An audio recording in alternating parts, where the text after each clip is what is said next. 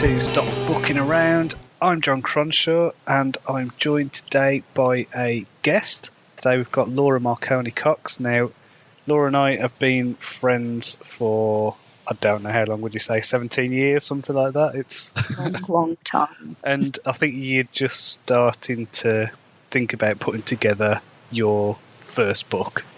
Tell me a little bit about what has led you to this point. Well, I suppose I've wanted to write for years and years, and I have tried before, but in a sort of that kind of way of just trying to, I've got an idea, I'll just start writing, and of course it just peters out, and I got stuck and frustrated. And that's sort of happened several times. There's usually sort of a 2 or 3 year gap between trying again. And this time I just came back to it because I felt like I really want a voice, really. There are things I want to share and also explore for my own sake.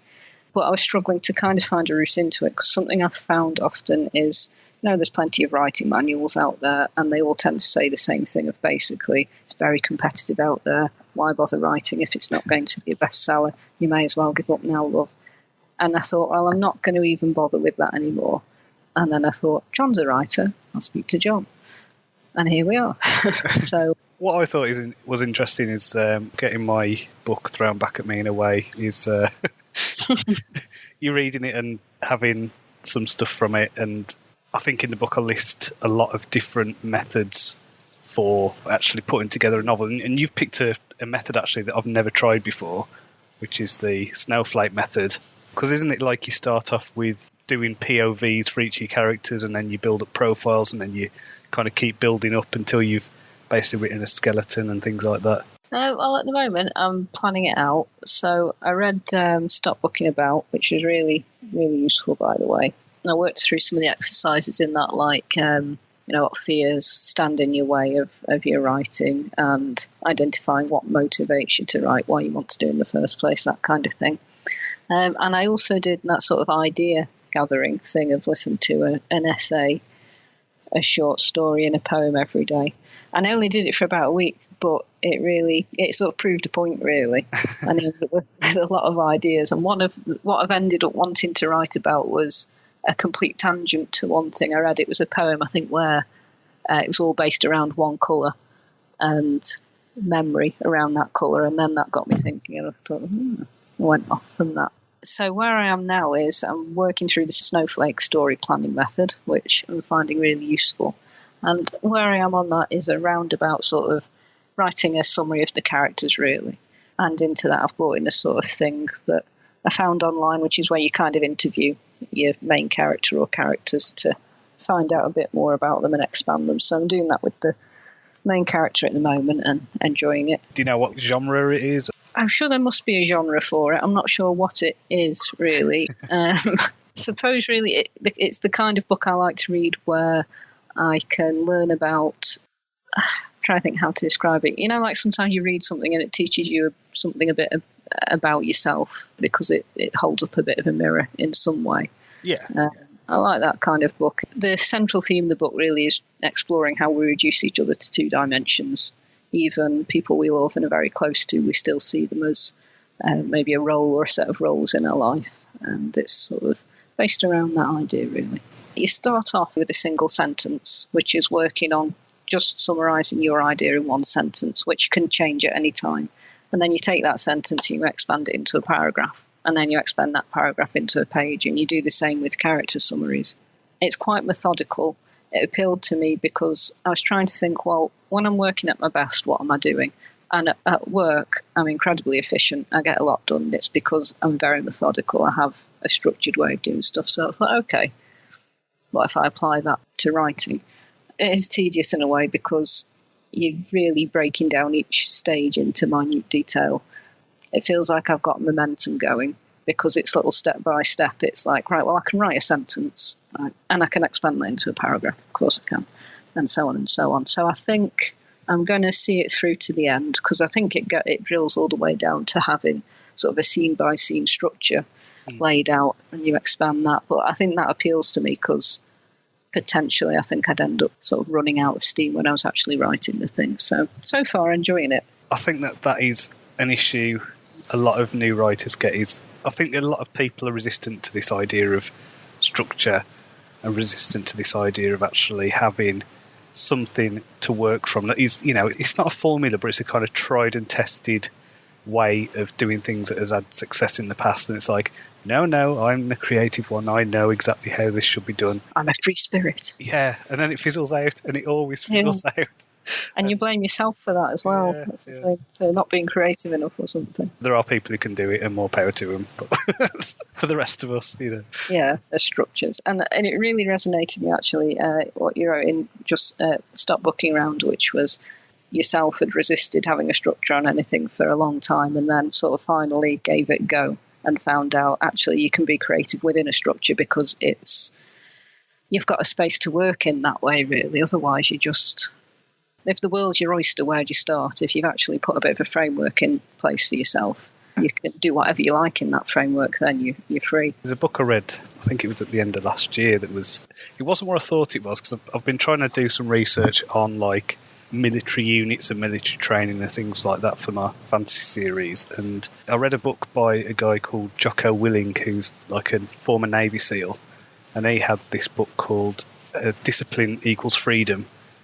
And it was about how, like, almost the more restricted you are, the more open you can be. It's like a really oxymoronic thing, but, it's this idea that the more restrictions, that it forces you to be creative, forces you to innovate. And, yeah, that really resonated with me, that idea. So how are you finding the actual process of getting things done? Because it's good having the structure and all that, but, I mean, how are you finding the day-to-day, finding time to write, actually getting the work done?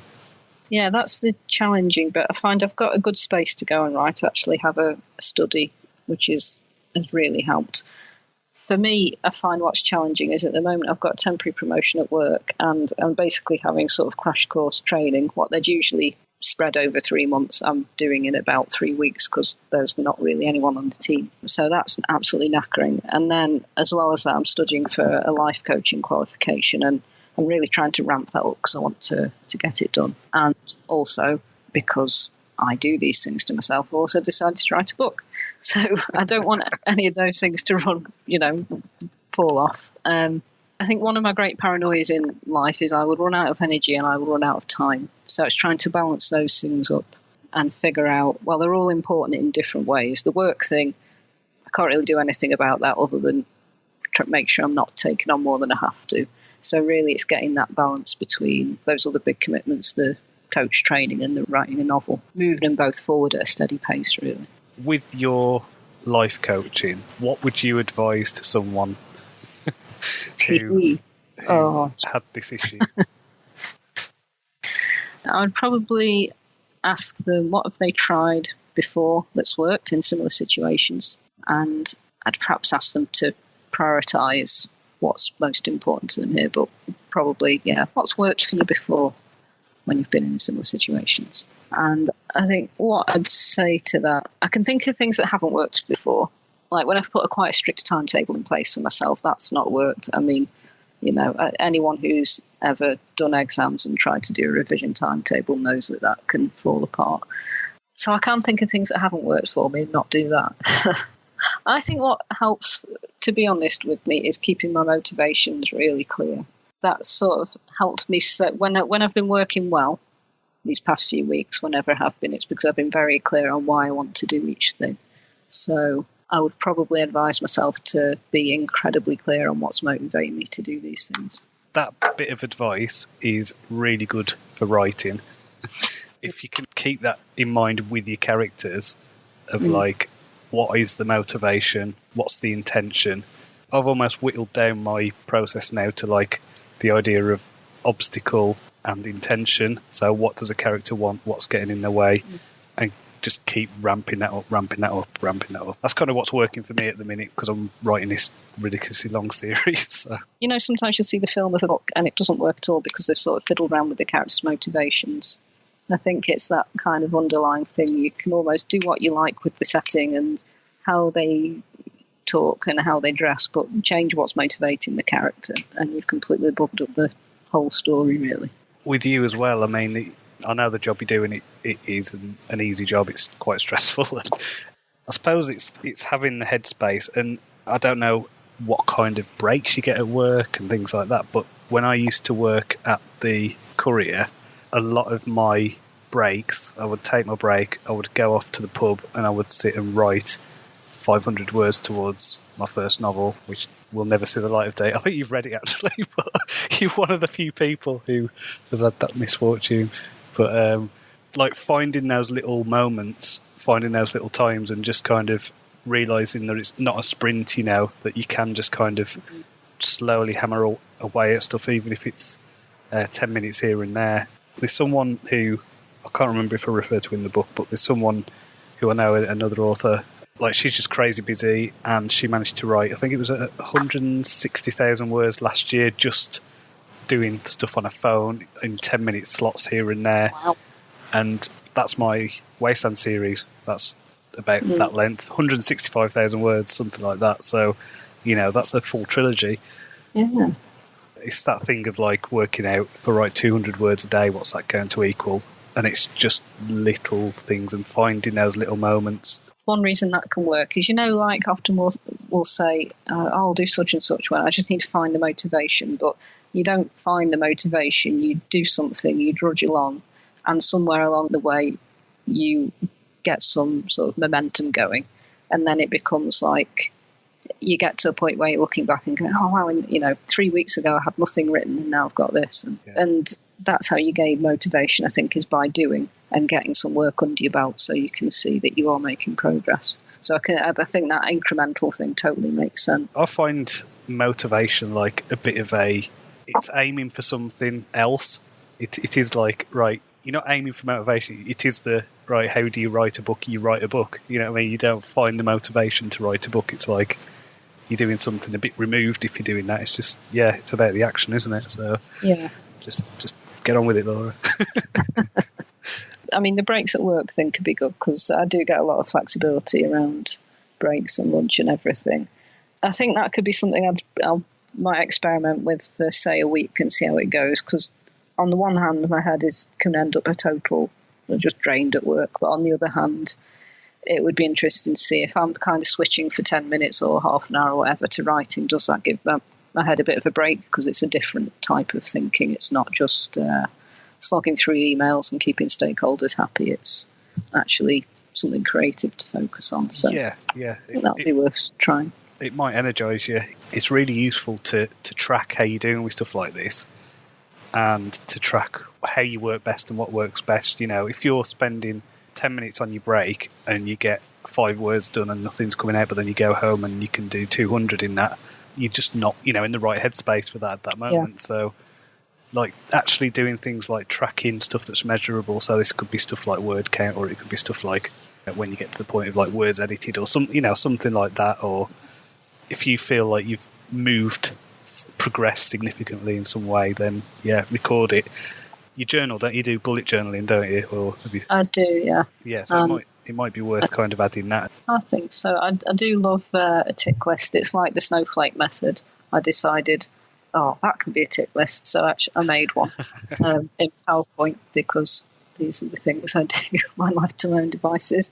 And that's nice, actually, working through the flow chart, ticking it off and seeing that I have made progress, because look, I've written a character summary today, or I've broken that one sentence down into a paragraph.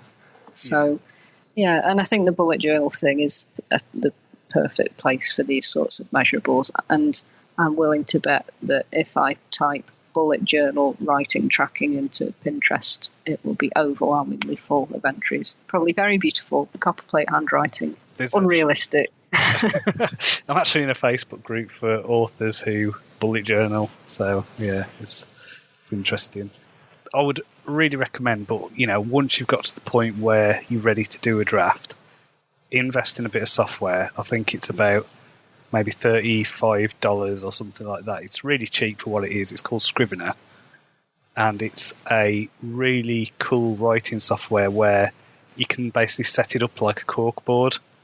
And I think that would appeal to the way you do stuff. I think having that, so you can click on a scene and then it opens it like a Word document, and you can move them around physically. And I mean, maybe just have a look on like a YouTube demonstration of it and you'll see. And I think it'll work better than Word for you anyway.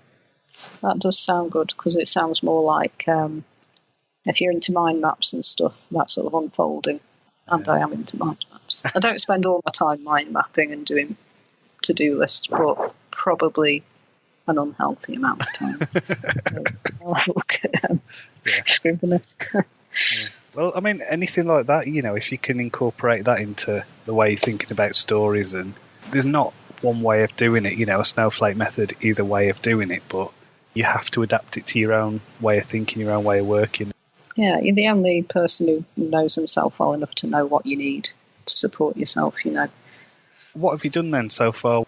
Well, looking at my tick list, I can tell you, I've done the one-sentence summary, expanded that into a paragraph, and now I'm doing character summaries. So I've done one for my main character, and I'm doing writing a bit of an interview with her at the moment, which I'm finding interesting because it's affecting a few things in what I had in my head for the story, so that's a positive thing. So I'm doing that. In fact, I've got two main characters, but one of them is dead, so that's going to be interesting. It's because the story centers around the relationship really between this woman and her relationship with her dead mother, but her mother's kind of a strong presence, really. So even though she's deceased, I'll be writing that character summary for her as well, and doing that. And then after that, I want to do sort of little descriptions for some supporting characters. And when all that's done, I'll be sort of then going back to the story and expanding that. Because I think the idea with doing it that way in the Snowflake method is your characters will feed into how you end up structuring your story and the content of it. It makes sense so far anyway. One thing that might be useful to look at with your coming up with your secondary characters and things is to have a look at something like either Carl Jung's or Joseph Campbell's archetypes. So you're making sure that you get almost like a spread of characters, if that makes sense.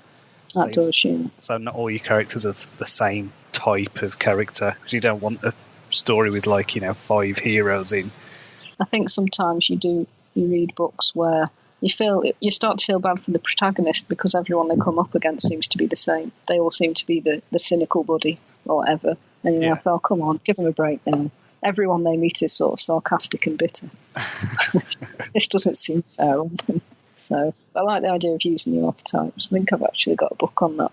Yeah. Well, I mean, if you can find any Joseph Campbell stuff, I mean, it's what is it? The Hero with 1,000 Faces is kind of mystical in a way. It's a lot of Jungian stuff and a lot of it's all about like the mono myth, which is all these folk stories and myths from around the world, and almost the single version of that, like all the parallels between them. I suppose I'm curious about in your book you mentioned the different fears around that get in your way of writing, and I know that you write now as a living and you write regularly. Do you ever find that those fears ever stand in your way and you have to sort of readdress them? Every day. Yes, constantly. Yeah. I think this is a thing because it's like when you're in that kind of creative mode, in that zone, it's like, you're opening yourself up to the good stuff, and you're also opening yourself up to the barrage of shit. Well, yeah, that's true. And it's weird. So it's like, I found meditation is actually really helping with that. So I'm trying to do that every weekday at least, because obviously I've got a 6-year-old son who wouldn't give me 5 minutes to meditate. So. They're not terribly compatible, the two, are they? Yeah. But I mean, I don't know if, because I know you do Reiki. I mean, do you meditate at all, or have you got that? No, and it's almost embarrassing to admit it that I don't. I do occasionally. I go through phases of doing it. Funnily enough, you're not the first person to mention this in the past few days to me.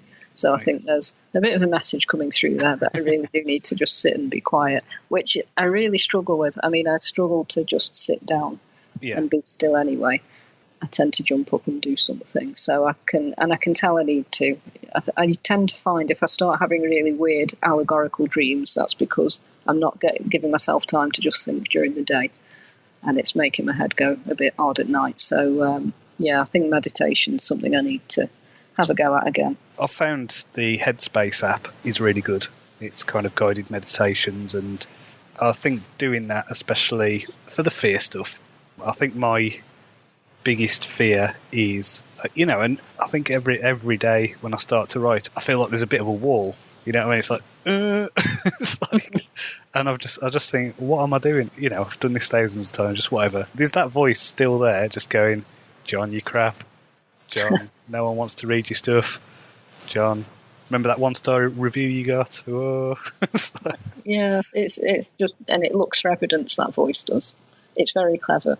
It tries to protect you from potential failure by making you feel like you've failed already. It is like you are putting a part of yourself out there, even if you're writing stuff about wyverns and magical blades or whatever. It's like there's still a lot of me in those stories.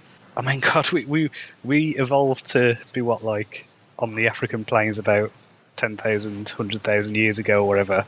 We're not evolved for this kind of thing of putting stories out and having them read by people across the world. It's crazy. I suppose it's natural that we would have these weird fears and resistances and stuff.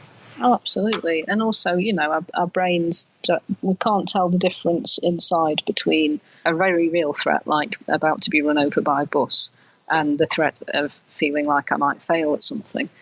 As far as your mind's concerned, they're both as terrifying as each other, and it will try and protect you, thinking, there's something awful is going to happen. So you there's always this thing inside where there's the bit of you that's sort of conscious enough to know what's going on is saying, no, it's fine. I appreciate you worried, but I'm not. If it doesn't go right, I won't die. And there's this pacing mad bit inside you that's going, no, but what if? And you've got this constant dialogue where he's trying to reassure, but not push your fears away too much. I think with fear, it's a delicate balance between keeping it at a safe distance, but also kind of trying to embrace it in a way as well, and not disown it. I mean, Jung talks about that, the idea of embracing that shadow side of yourself and really pushing towards it and, using that. I don't know. There's that side of us, isn't there? There is a dark side to everyone, and this is why people who are really nice, really polite can write a really gruesome murder mystery or something like that. It's come out well. Yeah, it really has. But that's not saying anything about the person who's written it. They could just be completely lovely, but they've got this in them as a thing. Like I've found with the fear stuff, it's the idea of just working out other fears. And I was talking to a guy recently about the idea of kind of getting to your core values, working out what they are and things like that. And I think when you're doing things that go against your core values and things like that, it can have a detrimental effect on you. So it's putting up a even bigger fear than the writing one. So I don't know, for me, not writing now is more of a fear. Not being able to write is actually more daunting now, because I know, for example, I've got the Easter holiday coming up. My wife and my son's holidays aren't meshing, so I've basically got, I think it's 3 weeks off writing, and then my sister's coming to stay the week after, so it's really 4 weeks not writing, and that's really scary. I can see why. You've built this you've really built this structure up and this habit, and suddenly it's going to be sort of whipped away for a little while. Yeah, so because I think the momentum thing is really important, and just kind of doing stuff. So I'm going to have to find a way, even if it's just to do an hour or something, just to keep up that momentum. So you could do the thing of what would you advise someone in another situation.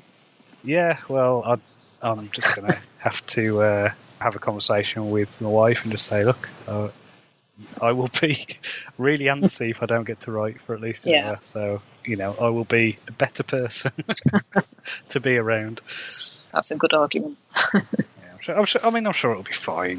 My wife, so she'll get it. She'll just take my son out to the library or whatever. So she's very practical, and she'll understand that. Have you got any fears that are directly related to the writing then, or? I think any fears that I've had are outweighed for me by the fear of not doing it, really. The fear of missing out and of one day looking back and realised, oh, you know what, I tried to do that about 10 times and I never made it work. I never got to the point where I could at least go, oh, well, I tried it, it wasn't for me. I mean, there's all fears like, I'm going to write something that's going to be crap, no one will want to read it, that kind of thing. But I feel like the fear of not doing it and my motivations for doing it are bigger than those fears. Because for me, I have various motivations behind it. One is I want to see if I can do it and see if I can make that voice for myself. Another thing is, I'd love for my mum and dad to read something I'd written, because it's because of them that I grew up with a love of things like reading and making things and having the belief that you can totally make something, create something from scratch. So I think it would be lovely if I wrote something and they could read it. I think they'd like that. I suppose they're my main motivations, really, and they're sort of enough that it is keeping me fairly focused on what I value about it. For me now, it's more just actually the practicalities of how am I going to fit it in, where am I going to fit it in, and balancing that out, which I'm going to go away and try for a week. I think the idea of seeing what happens if I fit it in here and there in breaks. But I mean, one fear actually we've kind of touched on, which is that fear of being overwhelmed by it. So that's, I think, where potentially meditation or similar comes in to gain that headspace. The thing is, having that awareness of yourself and knowing when you are getting to that point. You're not doing this as a business, you're doing this for personal reasons. Yeah. And so the pressure you've got is self-imposed. There's no external things putting this on you. It's finding the joy in it. You've got to love it, because it's torture otherwise. You know what I mean? It's torture at the best of times. So from what you just said there, you have put some quite high expectations on yourself. I would say actually you've got a quite lofty expectation within what you just said. That's what I do. Yeah. The lofty expectation in it is the idea that you're going to find your voice at this point, and the chances are you're not. It's a journey, isn't it? Yeah, the voice thing is really fucking hard. I've tried a lot of different voice. You know what I mean? I've tried to find my voice, and I think that with my writing, I've just got it with the fantasy series that I'm on now. Yeah. I think before that I've been kind of reaching towards it, and I think some of it was a bit more verbose than it should have been, and I think I've got more of a flow now that feels natural. But it's taken me writing however million words with journalism and then doing fiction writing, and it's like, I don't know, it's that thing. I mentioned it on the podcast loads. I'm sure I must have mentioned it in the book about the idea of aim to finish something shit, aim for your shitty first draft, and then you can improve it and you can build on it. And I think that's very inspiring, actually. That's what kind of got me thinking, I will give it a go. Yeah, I can write shit. I can do that. I'm sure I can do that. Part of the motivation for me is that I am at the start of this journey and it's going to take time. So I need to actually do it. Knowing that there's those challenges ahead for me at this point is a motivation, because, as I say, I'm always kind of have quite an awareness of time generally ticking away. And I think, well, I can either start now and plod along at it for years and gradually become better at it, or I can keep waiting, finally have a go when it's too late and not get anywhere. So oddly enough, the difficulty itself is a bit of a motivation. Yeah. I may not feel that way in a month or two. What I would suggest as well is just work on your outline thing, work on that, get to a point, and then break off and let the story simmer in your head for a while. Maybe work on some short stories. Maybe do some flash fiction, so stories that are less than 1,000 words, just so you can actually work on writing single scenes, finding your voice that way, so that when you do start your novel, it's not just like, wow, now I need to learn how to write and do all the craft things, because that's just hard. It looks it. I mean, it's like, sometimes you read a book and it's amazing and it's made you feel or think in a particular way, and you sort of think, how on earth did they do that? Then something so finely crafted, that's a lifetime thing, I think. They make it look so easy, don't they? Just so smooth. It's trying short stories out, just actually working out how to tell a story and how to find a character's voice and how to make a little story resonate within 1,000 words. Like, that's a challenge, but it's worth doing as an exercise. one thing I did, which, based on what you're saying, probably won't have time to do, but I did a short story a week for a year. Crikey. That's impressive. Yeah, but I mean, you've read some of them, and they're just like, some of them are like 1,000 words or 400 words. Some of them are really short, but there is a story in them. Don't be discouraged by what I'm saying, by the way. It's not meant to be discouraging. It's just like, if you get motivated by doing things like giving yourself goals for writing, make it 50 words in a day, make it really low, then you haven't got that thing of, oh crap, I've not hit my 5,000 words today. It's like, oh, I wrote 100 words today. That's double my goal. Yay.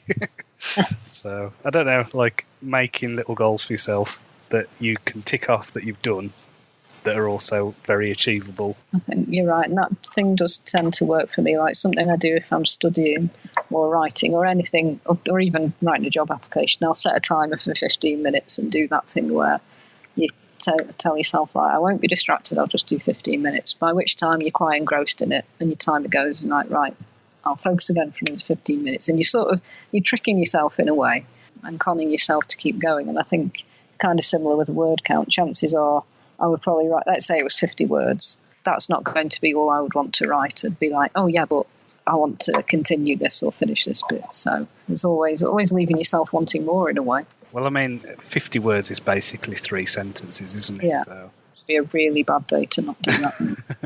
I mean, don't get me wrong, I've been there, but flu or something, I guess. If you've got a writing aim and you want to write a novel in a year, then if you do 150 words a day, then you've got a 54,750 word novel. That's not bad. That's really doable. 150 words a day. Have that as your aim, and then that you'll have a first draft within a year. Yeah, I like that way of looking at it. And I do like that thing you've mentioned before of not rereading till it's done. Because that's a horrible temptation, and everything's just going to sound crap at that point. Yeah, which is why, actually, again, Scrivener might be good in terms of, okay, those scenes exist. You've got a little, like essentially a corkboard note just saying what's in the scenes, but you don't click on it, you don't look at it until you've done. Don't look. And it's that interruption thing as well, isn't it? I think, generally, if you're interrupted working on something, it takes about 20 minutes to get back on track, which I can vouch for from work. Yeah. And I guess if you're writing and then I'll just go back and check that paragraph, then while you're doing that, and then you're distracted, and then you've got to get back into it. You're switching your brain, it's like, I think they're left brain, right brain kind of tasks, and it's like you want to stay in the one zone for as long as you can. Don't look back, just keep going. I think the fact that you're motivated enough to consider an outlining method, I think that is really good. I think that's going to really help you, because I've got several novels that go up to about somewhere between 15 and 20,000 words that just didn't go anywhere because I ran out of story. Yeah, that's it, isn't it? Without your outline, you kind of might have it in your head, oh, that's roughly a book's worth. Yeah. Actually, no, that was 2 chapters. Like being excited because I know that my midpoint's going to have an awesome flip in it, and knowing that my finale's got this and really want to write about it, so it does drive you and motivate you just to race to it. And I think sometimes if you've done a lot of planning, you've taken a lot of basic decisions off your hands by the time you're doing it, that can be a really good thing for any big project. If you've pre-made decisions in a way about the little things, so then you just focus on your bigger decisions and getting those done. Yeah, if you've already done all the boring bits. Yeah, I think it allows you to kind of be more creative on the on the micro level, if that makes sense. Yeah, you're not there thinking, oh, you know what? Should that character be tall or short? I don't care. Yeah. No, but if you've pre-decided it, you don't ever have to think about it again. Anything like that where you have to stop and think, what's this person like? My thing with that now is I will just put a note and just come up with, I don't even want to think about it. I'll just put description here and then I'll carry on. Because, I dictate. Yeah. So I don't know if you've got any software like Dragon or anything like that, but dictating and doing it into a dictaphone or phone kind of device where you're not actually looking at a screen is amazing, because you just keep going and you Yeah. don't look back at the story until it's done. So I can see how that would take a big distraction out of the way, because I find when I'm typing, I tend to, and I do it when I'm handwriting as well, I just miss out letters and things. And it drives me nuts, and I can't resist going and putting the letter in, even though actually it doesn't matter. I'd still know what it means. yeah, So I can see how, that dictation thing would really help, because once it's there, it's there. I know people who do things like typing into a letterbox window so they can't see the line they've just typed, and that's good. You know, there's things like that you can do. Do you want to plug anything? Have you got any like Twitter or anything? Or I have no social media whatsoever. excellent. I'm deliberately withdrawn from the world, and as a kind of a card-carrying introvert, it was the best decision I ever made. Great. I don't feel bombarded by the world anymore. I can just go out and get the world when I want it. Nothing to plug. But this has been really useful, John, so thank you. No worries, no worries. And yeah, if you drop me a line when you want to come back on, and we'll go through whatever with your story. And Fabulous. So you can check out the Stop Booking Around book. That's on Kindle and Audible, so feel free to check that out. That will support the show. If you got any value from this podcast or anything else that I do, you can also check out my Patreon. So it's patreon.com/Jon Cronshaw author, and I post articles and stories and exclusive audio there. And you can also get episodes of Stop Booking Around early, so please do support me and check that out. So until next time, cheerio.